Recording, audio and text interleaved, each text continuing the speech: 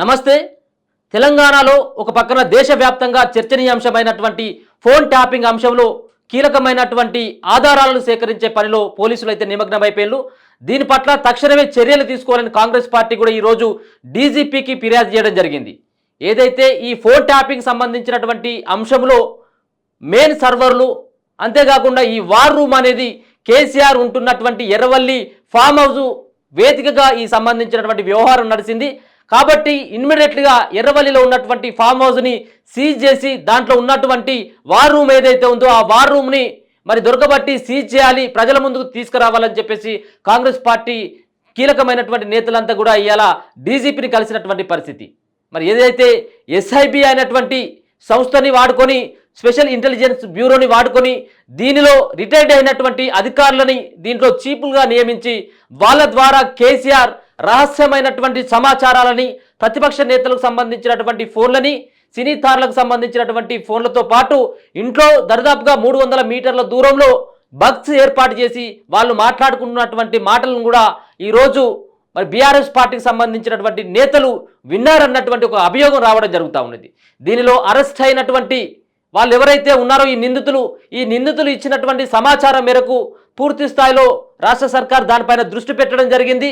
ముఖ్యంగా ఈ ప్రణీత్ రావు అయితే ఎవరైతే ఉన్నాడో ఈ ప్రణీత్ రావుని పట్టుకొని విచారిస్తే అన్ని విషయాలు కూడా కక్కుతా ఉన్నాడట. ఈ సంబంధించినటువంటి అంశంలో ఎవరెవరి పాత్ర ఎట్లా ఉన్నది, ఎవరికి వల్ల ఈ యొక్క కార్యక్రమాన్ని ముంగటేసుకోవడం జరిగింది, ఆయన ఎందుకు ఇట్లాంటి పనులు చేయాల్సి వచ్చిందన్నటువంటి పూర్తి వివరాలని పోలీసులకు చెప్తా ఉన్నాడట. దీంట్లో విస్తుపోయేటువంటి నిజాలు బయటకు వస్తూ ఉన్నాయి. కీలకంగా ఈ కల్వకుంట్ల కుటుంబంలో ఉన్నటువంటి కీలకమైనటువంటి నేతల పేర్లు వస్తూ ఉన్నాయి. ఒక పక్కన సంతోష్ రావు అంటా ఉన్నారు, దీనిపైన కేసీఆర్ సైతం ఉన్నాడని చెప్పేసి కాంగ్రెస్ పార్టీ నేతలు ఆరోపిస్తూ ఉన్నారు. ఎందుకంటే మిగతా ఉన్నటువంటి ఏదైతే తెలంగాణ రాష్ట్రంలో 10 సంవత్సరాల పాటు బీఆర్ఎస్ పార్టీ అధికారంలో ఉన్నటువంటి దశలో ఇంకా వేరే పార్టీలకు సంబంధించినటువంటి వ్యక్తులు సమాచారాన్ని తీసుకోవాలి, అంతేకాకుండా ఇట్లాంటి ఫోన్ ట్యాపింగ్ సంబంధించినటువంటి అంశం మరి వాళ్ళకి ఎక్కడ కూడా ఆలోచన రాదు. కాబట్టి తెలంగాణ రాష్ట్రంలో 9.5 సంవత్సరాల కానించి సుమారుగా 10 లక్షల మంది ఫోన్ ట్యాపింగ్ అయినాయట. ఈ 10 లక్షల మందికి సంబంధించిన ఫోన్ ట్యాపింగ్ సంబంధించినటువంటి రికార్డులన్నిటి కూడా ఎక్కడ దొరుకుతాయన్నటువంటి ఒక ఉద్దేశంతో బీఆర్ఎస్ పార్టీ ఓడిపోయిన తర్వాత తెలంగాణ రాష్ట్రంలో కాంగ్రెస్ పార్టీ వచ్చిన తర్వాత దాంట్లో ఉన్నటువంటి ఎస్ఐబి అన్నటువంటి కార్యాలయంలో ఉన్నటువంటి ఒక విలువైనటువంటి సమాచారాన్ని, హార్డ్ డిస్క్లని, చిప్పులని, మిగతా ఉన్నటువంటి ఏవైతే స్టోరేజ్ ఉన్నటువంటి అన్నిటిని కూడా ప్రణీత్ రావు అనేటువంటి వ్యక్తి మరి తీసుకుపోయి మూసీ నది పరివాహక ప్రాంతంలో వాటినన్నిటి కూడా పగలగొట్టి మూసీ నదిలో పడేసినటువంటి పరిస్థితిని మనం చూసుకోవచ్చు. కాబట్టి వీటిని సేకరించేటువంటి పనిలో పోలీసులు అయితే నిమగ్నం అయిపోయారు. దీనిలో ఉన్నటువంటి చాలా మంది కీలకమైనటువంటి వ్యక్తులు రేపు బయటకు వచ్చేటువంటి అవకాశం ఉన్నటువంటి నేపథ్యం.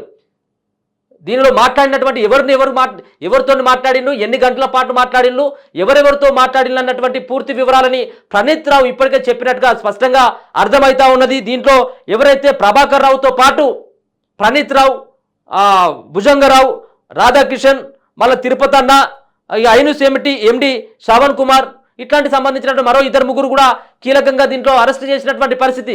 వీళ్ళు ఇచ్చేటువంటి సమాచారం ఎప్పుడు కేసీఆర్ మెడకు చుట్టుకుంటుందో అన్నటువంటిది భయాందోళనలో కేసీఆర్ ఉన్నట్టుగా అర్థమవుతా ఉన్నది. రిటైర్డ్ అయినటువంటి ఈ అధికారులను మరి ఎస్ఐబి సంస్థలో నియమించుకొని ప్రతిపక్షకు సంబంధించినటువంటి అప్పుడున్నటువంటి పిసిసి అధ్యక్షుడిగా ఉన్నటువంటి రేవంత్ రెడ్డి యొక్క ఫోన్లను ట్యాప్ చేయడంతో పాటు వాళ్ళ ఇంటి చుట్టూ కూడా బగ్స్ ఏర్పాటు చేసి మరి వాళ్ళు మాట్లాడుకున్నటువంటి మాటలను విన్నటువంటి పరిస్థితి నేపథ్యంలో ఈరోజు వాళ్ళు ఇచ్చినటువంటి ఏదైతే డీజీపీకి ఇవాళ ఫిర్యాదు చేయడం జరిగింది కాంగ్రెస్ పార్టీకి సంబంధించినటువంటి విషయాలు. దీంట్లో ఒక కీలకమైనటువంటి వ్యక్తి ఇచ్చినటువంటి రిపోర్ట్ ఆధారంగా ఎంక్వైరీ ప్రారంభించడం జరిగిందట. దీంట్లో రవిపాల్ అనేటువంటి వ్యక్తి ప్రణీత్ రావుకి అత్యంత సన్నిహితుడిగా ఉన్నటువంటి వ్యక్తి, ఎస్ఐబి దాంట్లో కీలకమైనటువంటి పాత్రధారి, కీలకమైనటువంటి సూత్రధారిగా పేరున్నటువంటి రవిపాల్ కీలకమైనటువంటి అంశాలను కూడా చెప్పినట్టుగా తెలుస్తా ఉంది. ఈ రవిపాల్ అనేటువంటి వ్యక్తి ఎస్ఐబిలో టెక్నికల్ కన్సల్టెంట్గా వ్యవహరించినట. టెక్నికల్ సంబంధించినటువంటి అంశాలని అన్నిటి కూడా ఎట్లా రికార్డు చేయాలి, ఎట్లా వాటిని మాయం చేయాలి, ఎన్ని మీటర్ల దూరంలో బగ్స్ ఏర్పాటు చేస్తే ఆ మాటలన్నిటి కూడా మనం క్యాప్చర్ చేయవచ్చు అన్నటువంటి పూర్తి వివరాలని రవిపాల్ మరి అప్పుడున్నటువంటి ప్రభుత్వ పెద్దలకి చెప్పినట్టుగా తెలుస్తూ ఉంది. ఆయన ఇచ్చినటువంటి సమాచారం మేరకు చాలా మంది దీంట్లో ఉన్నటువంటి కీలకమైనటువంటి నేతలకి మరి మెడకు ఈ యొక్క ఫోన్ ట్యాపింగ్ సంబంధించినటువంటి ఉచ్చు బిగిసేటువంటి అవకాశం ఉన్నదనేది తెలుస్తూ ఉంది. ఒక పక్కన దీంట్లో వరంగల్ సంబంధించినటువంటి జిల్లాలో ఒక కీలకమైనటువంటి మాజీ మంత్రి, మరో పక్కన సిరిసిల్లలో ఇంకొక పక్కన సంతోష్ రావు గట్టిగా పేరు నిలబడతా ఉన్నది. ఇంకొక పక్కన హరీష్ రావు పాత్ర కూడా కీలకమైనని చెప్పేసి మొత్తం కల్వకుంట్ల కుటుంబంలో ఉన్నటువంటి ఫ్యామిలీ అంతా కూడా ఈ ఫోన్ ట్యాపింగ్ లో ఉన్నదనేది కూడా కాంగ్రెస్ పార్టీ నేతలు ఆరోపిస్తా ఉన్నారు. దీనిపైన తక్షణమే చర్యలు తీసుకొని విచారణ చేపట్టి బాధ్యులపైన చర్యలు తీసుకోవాలనేది అయితే చెప్తా ఉన్నారు. ఏదైతే కేంద్ర ప్రభుత్వం అనుమతి లేకుండా రాష్ట్ర ప్రభుత్వం ఏ విధంగా ఫోన్ ట్యాపింగ్ చేసిందనేది కూడా బయటికి రావాల్సినటువంటి అంశం. ఇప్పటికే కేటీఆర్ కూడా ఒప్పుకోవడం జరిగింది. ఒకలో ఇద్దరు తలకు మాసినోళ్ళే ఏమన్నా రికార్డు చేస్తే ఒకవేళ కనుక ఇనేది ఉంటే ఫోన్ ట్యాపింగ్ చేస్తే చేయొచ్చేమో కానీ దీన్ని భూతద్దంలో పెట్టి చూడాల్సినటువంటి అవసరం లేదని చెప్పేసి చెప్పిందంటే ఆయన ఇప్పటికే ఫోన్ ట్యాపింగ్ జరిగిందన్నటువంటి ఉద్దేశాన్ని ఒక నిజాన్ని ఆయన చెప్పినట్టుగా మనకు అర్థమవుతా ఉన్నది. కాబట్టి ఈ ఫోన్ ట్యాపింగ్ సంబంధించినటువంటి అంశంలో ఎన్ని సంవత్సరాల కానీ ఈ ఫోన్ ట్యాపింగ్ అవుతుంది, ఈ ఫోన్ ట్యాపింగ్ లో ఎవరెవరిని బెదిరించిళ్ళు, ఎక్కడ బెదిరించిళ్ళు అనేది కూడా పూర్తి వివరాలని రవిపాల్తో పాటు ప్రణీత్ రావు, అంతేకాకుండా భుజంగరావు, ఇంకొక పక్కన మరో వ్యక్తి తిరుపతి అన్న, వీళ్ళందరూ కూడా చెప్తా ఉంటే ఒక విసిపోయేటువంటి నిజాలు బయటకు వస్తున్నట్టుగా మనకు అర్థమవుతా ఉన్నది. అంతేకాకుండా ఎవరైతే ప్రతిపక్ష నేతలు ప్రయాణిస్తున్నటువంటి వెహికల్స్ ఏవైతే ఉంటాయో ఆ వెహికల్స్ కూడా బగ్స్ పెట్టి మరి వినేటువంటి ప్రయత్నం చేసినట్టుగా అర్థమవుతా ఉన్నది. వీటిపైన ఖచ్చితంగా వీటిపైన పెద్ద ఎత్తున కూడా చర్యలు తీసుకునేటువంటి అవకాశం ఉన్నది. వీళ్ళు తీసుకొచ్చినటువంటి ఆధునికపరమైనటువంటి పరికరాలు, ఆ టెక్నికల్కి సంబంధించినటువంటి ఏదైతే ఇజ్రాయెల్ నుంచి తీసుకొచ్చినటువంటి 300-400 కోట్ల రూపాయలకు సంబంధించినటువంటి ఈ పరికరాలను ఎందుకు సమకూర్చాలన్నటువంటి దానిపైన కూడా విచారణ జరగాలని చెప్పేసి కాంగ్రెస్ పార్టీ నేతలంతా డీజీపీకి ఫిర్యాదు చేసినటువంటి పరిస్థితి. ఎందుకు దీంట్లో ఉన్నటువంటి కేవలం ఇక్కడ ఉన్నటువంటి ప్రతిపక్ష పార్టీకి సంబంధించినటువంటి నేతలపైన ఇట్లాంటి ఫోకస్ చేసినా, లేకపోతుంటే ఎవరిపైన ప్రత్యేకమైనటువంటి ఫోకస్ చేయడం జరిగింది, ఎందుకోసం చేయడం జరిగింది, ఎప్పుడు దేనికోసం చేయాల్సినటువంటి అవసరం ఏర్పడ్డదన్నటువంటి వివరాలను రాబట్టేందుకైతే ఇక్కడ ఉన్నటువంటి పోలీసులు అయితే ప్రయత్నాలు అయితే చేస్తా ఉన్నారు. ఇదంతా కూడా మాజీ ముఖ్యమంత్రి కల్వకుంట్ల చంద్రశేఖరరావు వెనకాల ఉండే నడిపించింది తతంగం అని తెలుస్తా ఉంది. ఎందుకంటే ఒక పక్కన ఎర్రవల్లిలో ఉన్నటువంటి ఫామ్ హౌస్ లోనే ఇట్లాంటి వార్ రూమ్ ఏర్పాటు చేసుకొని అక్కడి నుంచి గైడెన్స్ ఇచ్చేదట కేసీఆర్. ఒక పక్కన సంబంధించినటువంటి ప్రతిపక్ష నేతలే కావచ్చు, ఇంకా బడా లీడర్లకు సంబంధించిన ఫోన్ నెంబర్ ఉండేది ఉంటే ఇమ్మీడియట్గా ప్రణీత్ రావుతో పాటు రవిపాల్ అనేటువంటి వ్యక్తికి, మరో పక్కన రాధాకిషన్, ఇంకొక పక్కన ప్రభాకర్ రావు, వీళ్ళందరికీ కూడా ప్రభాకర్ రావుకి నేరుగా కేసీఆర్ సెండ్ చేస్తే నెంబర్ అక్కడి నుంచి ప్రణీత్ రావు ద్వారా టెక్నికల్ కన్సల్టెంట్గా పనిచేసినటువంటి రవిపాల్కి వస్తే ఈ సంబంధించినటువంటి వ్యవహారాన్ని క్షణాల్లో ముందుంచేటువంటి ఒక టెక్నాలజీని ఇజ్రాయెల్ నుంచి తీసుకొచ్చి ఇలా కేసీఆర్ ఒక చేరినటువంటి ప్రతిపక్షాలకు సంబంధించినటువంటి పార్టీ యొక్క నేతల ఫోన్ ట్యాపరింగ్ కావచ్చు, వాళ్ళకు ఉన్నటువంటి పర్సనల్ విషయాలను కూడా బయట పెట్టేందుకు ఈ యొక్క ఫోన్ ట్యాపింగ్ ఉపయోగించుకున్నట్టుగా తెలుస్తా ఉంది. దీనిపైన ఖచ్చితంగా విచారణ జరగాలని చెప్పేసి అయితే కాంగ్రెస్ పార్టీకి సంబంధించినటువంటి నేతలంతా ఇలా ఫిర్యాదు చేయడం జరిగింది డీజీపీకి. ఒకసారి చూద్దాం. కేసీఆర్ ఫామ్ హౌస్ లోనే వార్ రూమ్, అక్కడి నుంచే ఫోన్ ట్యాపింగ్, వెంటనే తనిఖీలు నిర్వహించాలి, హరీష్ రావు వెనుక నుండి నడిపించారు, డీజీపీకి కాంగ్రెస్ నాయకుల ఫిర్యాదు చేయడం జరిగింది. ఏది కేసీఆర్ ఉంటున్నటువంటి ఎర్రవల్లిలో ఉన్నటువంటి ఫామ్ హౌస్ వేదికగానే ఈ యొక్క వార్ రూమ్ ఏర్పాటు చేసుకొని దాంట్లో ఉన్నటువంటి, ఎప్పుడైనా మనం అనుకుంటాం కదా కేసీఆర్ ఇంట్లో పడుకొని ఏం చేస్తా ఉన్నాడు, తాగుతా ఉన్నాడా, ఊగుతా ఉన్నాడా, పెగ్గేస్తా ఉన్నాడా అని చెప్పేసి ఏదైతే మనం కామెడీగా మాట్లాడుకున్నామో ఇది కాదు. కేసీఆర్ ఫామ్ హౌస్లో ఉండి చేసినటువంటి పని అంతా ఎవరెవరు ఏం మాట్లాడుకుంటా ఉన్నారు ఇది పూర్తి స్థాయిలో వినేటోడట అన్ని దగ్గరుండి. ఎందుకంటే మనం బయటకు వచ్చేటప్పుడు ప్రజా పరిపాలన చేత కాదు కాబట్టి ఫామ్ హౌస్లో విని వెనకమ్మటి గోతులతో పోయేది. ఎవరెవరు మాట్లాడుకుంటా ఉన్నారు, ఒకవేళ కనుక ఆ పార్టీ ఎమ్మెల్యే ఈ పార్టీ ఎమ్మెల్యే కనుక మాట్లాడుకునేది ఉంటే ఇమీడియట్గా తక్షణమే వీళ్ళకు మెసేజ్ పోయేదట, నువ్వు ఎవరితో మాట్లాడుతూ ఉన్నావో ఏం చేస్తా ఉన్నావో తెలుసు అన్నటువంటి కొంత వాళ్ళని బెదిరించేటువంటి ప్రయత్నం చేసేది అన్నట్టు. కాబట్టి మనం ఎక్కడ కూడా కేసీఆర్ నిద్రపోతా ఉన్నాడో తాగి పడుకుంటాడో అని చెప్పేసి అనుకోవద్దు. ఫోన్ ట్యాపింగ్ విషయంలో చాలా జాగ్రత్తగా ఆయన అందరి ఫోన్లు వినటోడట. ఎవరి మీద అనుమానం ఉంటే వాళ్ళ అనుమానం ఉన్నటువంటి వ్యక్తులకు సంబంధించినటువంటి సమాచారాన్ని సేకరించడంలో ఆయన నిమగ్నమై ఉండటోడట. అంటే సుమారుగా రాష్ట్రంలో 10 లక్షల మందికి సంబంధించినటువంటి ఫోన్ ట్యాపింగ్ జరిగిందంటే ఆయన ఎందరి మంది ఫోన్లు వినడంలో బిజీగా ఉన్నాడో మనం కూడా అర్థం చేసుకోవాలి. అక్కడి నుంచే ఫోన్ ట్యాపింగ్ చేసి వెంటనే తనిఖీలు నిర్వహించాలి, హరీష్ రావు వెనుక నుండి నడిపించినట్ట. మొత్తం అంతా కూడా హరీష్ రావు వెనుక నుండి నడిపించడం అనేది కూడా సంకేతాలు వినపడతా ఉన్నాయి. డీజీపీ కాంగ్రెస్ నాయకులు ఫిర్యాదు చేసిళ్ళు. ఫోన్ ట్యాపింగ్ వ్యవహారంలో కేసీఆర్ పేరు రోజు రోజుకు బలంగా వినిపిస్తుంది. ఈ అంశంలో మాజీ సీఎం పాత్ర ఉందని ఇప్పటికే కాంగ్రెస్ బీజేపీ ముఖ్య నేతలు ఆరోపిస్తుండగా తాజాగా కేసీఆర్ ఫామ్ హౌస్ లో ఏర్పాటు చేసిన వార్ రూమ్ ను తక్షణమే తనిఖీ చేసి ఫామ్ హౌస్ ను సీజ్ చేయాలని కాంగ్రెస్ నేతలు డీజీపీకి విజ్ఞప్తి చేశారు. ఈ మేరకు టీపీసీసీ అధికార ప్రతినిధి బండి సుధాకర్ గౌడ్ కాంగ్రెస్ మీడియా కన్వీనర్లు లేఖ ద్వారా ఫిర్యాదు చేశారు.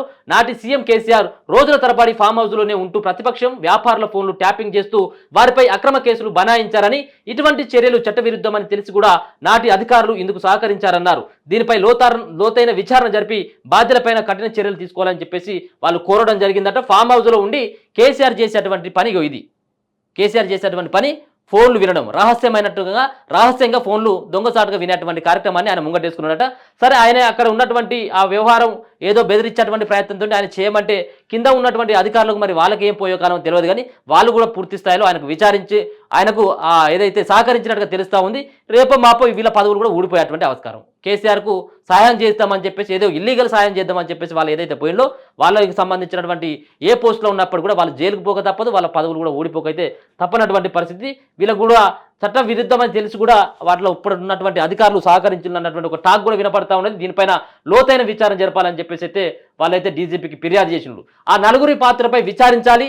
2021లో జరిగిన హుజురాబాద్ ఉప ఎన్నికల సమయంలో మాజీ మంత్రి హరీష్ రావు తెర వెనుక ఉండి ఫోన్ ట్యాపింగ్ పాల్పడ్డారని కాంగ్రెస్ నేతలు ఆరోపించారు. ఫోన్ ట్యాపింగ్ కేసులో అనుమానితులు అరెస్ట్ అయిన వారి ఆస్తుల వివరాలు తీసుకొని ఏసీబీ, ఈడీ సంస్థలతో దర్యాప్తు చేయాలని కోరారు. వారి బినామీల పేర్ల మీద ఉన్న ఆస్తులను గుర్తించి ప్రభుత్వం స్వాధీనం చేసుకోవాలని విజ్ఞప్తి చేశారు. ఫోన్ ట్యాపింగ్ కేసులో కేసీఆర్, హరీష్ రావు, కేటీఆర్, సంతోష్ రావు పాత్రపై లోతుగా విచారించి కఠిన చర్యలు తీసుకోవాలని చెప్పేసి కాంగ్రెస్ పార్టీకి సంబంధించినటువంటి నేతలు డిమాండ్ చేస్తా ఉన్నారు.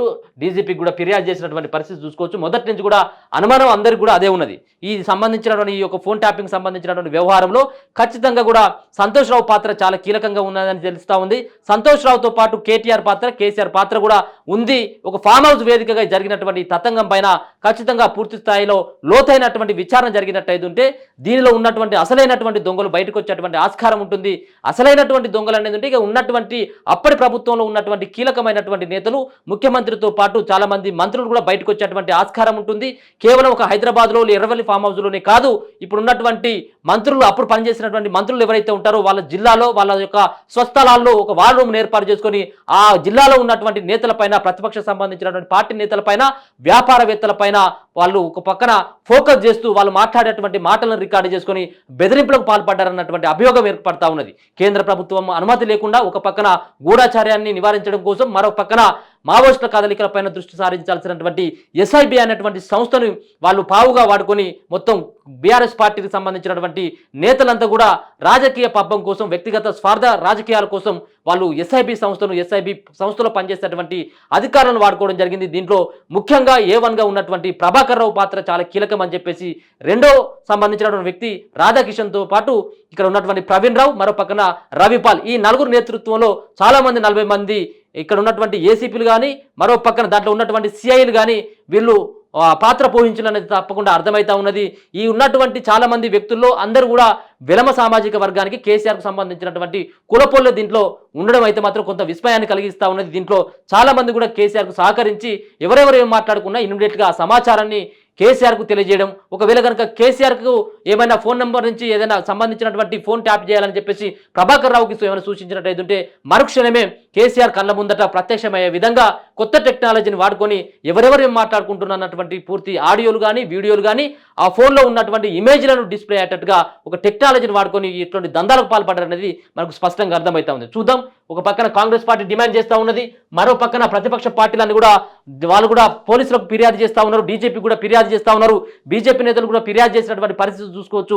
ఈ ఫోన్ ట్యాపింగ్ అంశంలో ఖచ్చితంగా కాంగ్రెస్ పార్టీ సీరియస్గా తీసుకుంటుందనేది కూడా మనం కూడా ఆశిద్దాం. ఎందుకంటే దీంట్లో కాంగ్రెస్ పార్టీకి సంబంధించినటువంటి అప్పుడున్నటువంటి పిసిసి అధ్యక్షుడు రేవంత్ రెడ్డితో పాటు చాలా మంది కీలకమైనటువంటి నేతల ఫోన్లు కూడా ట్యాప్ అయినాయని చెప్పేసి గతంలో ఒక 3.5 సంవత్సరాల క్రితమే ఇదే రేవంత్ రెడ్డి చెప్పడం జరిగింది. దీంట్లో ప్రభాకర్ రావు కీలకంగా ఉన్నాడు, రాధాకిషన్ అన్నటువంటి వ్యక్తి ద్వారా ఫోన్ ట్యాపింగ్ అవుతున్నాయి, మేము ఎక్కడికి పోయినప్పటికీ కూడా మా చుట్టూ మేము పోకముందుకి అక్కడ మా పైన ఎంక్వైరీ జరుగుతూ ఉన్నది, మీకు పోకముందుకి అక్కడ పోలీసులు ప్రత్యక్షం అవుతా ఉన్నారు అనేది రేవంత్ రెడ్డి గారు చెప్పడం జరిగింది. అప్పుడు ప్రభుత్వంలో కేసీఆర్ ఉన్నాడు కాబట్టి వీటిపైన పోలీసులు కానీ ఎక్కడ కూడా ఎవరు కూడా పట్టించుకోలేదు. కానీ ఇప్పుడు చూసినట్టయితే గత 5-6 సంవత్సరాల కానించి కూడా ఈ ఫోన్ ట్యాపింగ్ సంబంధించినటువంటి అంశం కేసీఆర్ నేతృత్వంలో సక్సెస్గా సాగుతూ ఉన్నది. ఇప్పుడు వాళ్ళు చేసినటువంటి ఒక్కొక్క నీచమైనటువంటి పరిమాలినటువంటి పనులన్నీ కూడా బయటకు వస్తూ ఉన్నాయి.